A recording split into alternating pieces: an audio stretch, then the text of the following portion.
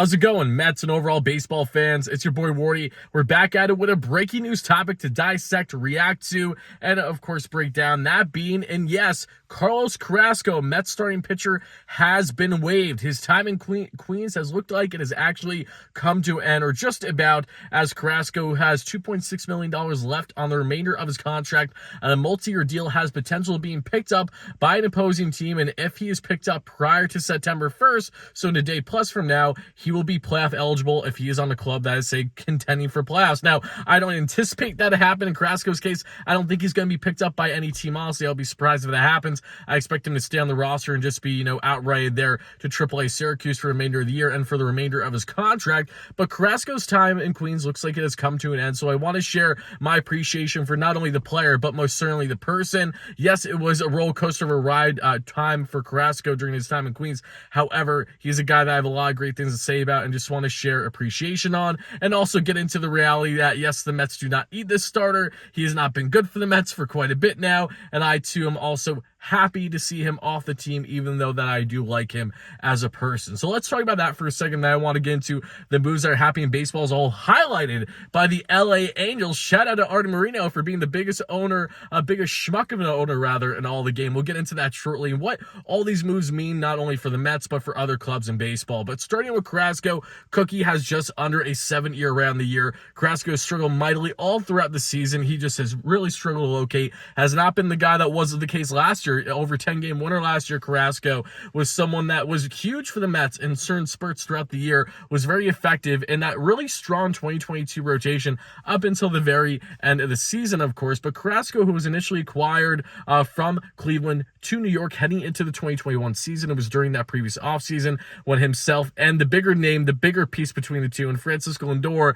part of that blockbuster deal that had Josh Wolf, something Green, another prospect if I'm not mistaken, Ahmad Rosario, Andres Jimenez, blockbuster deal in which the Mets got Lindor and Carrasco, and of course Lindor has done great things. Cookie, who had a solid year last year, other than that, just really has not been good much in Queens, unfortunately. That was just the nature of the game with them. But I do want to talk for a second about Carrasco, not only as a player, because let's keep in mind, prior to his time in Queens, he was basically a decade-long guy of around a 3 to 3.5 year rate, very strong starter, and then cancer hit him, and that is why, you think about his story and just how impactful it is and how inspiring it is.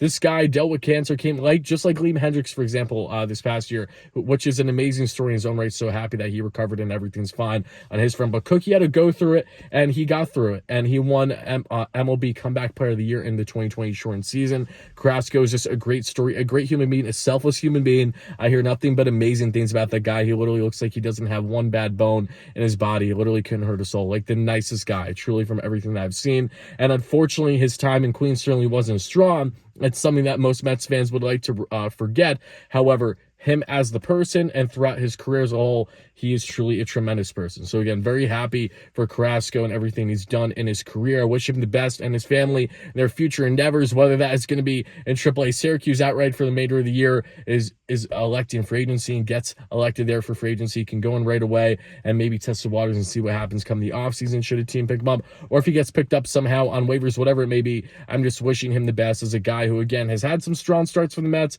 unfortunately more bad than good, but that's just how it goes sometimes. Things don't always go in your favor when you're dealt, and that was kind of the case here with Carrasco as a back end the rotation starter. But we see Cookie there, so what does that mean for the Mets? The Mets will now have that open rotation spot to do whatever they wish, whether it's, say, having Joey Lucchesi up for the remainder of the year, whether it's someone else, just giving guys opportunities to see what you have in them. So Mets now put Carrasco on waivers. They could save a couple mil if he is picked up. Otherwise, he's outrighted. You see the Yankees waive Harrison Bader. That's a big one. You see some interesting moves throughout the league. The big ones today, again, shout out to the Angels owner and Artie Moreno for being such a scumbag. I'm sorry. I just have terrible things to say about that guy because he continues to give false hope to his fan base, his loyal fans there in Anaheim for those Angels, and he continues to not deliver. deliver. You know, you look at the current stats of the Angels and their GM. You look at how they were under Billy Epler. You know, it's almost like the owner had too much involvement, which basically made these GMs puppets. That's exactly what Marino has done here.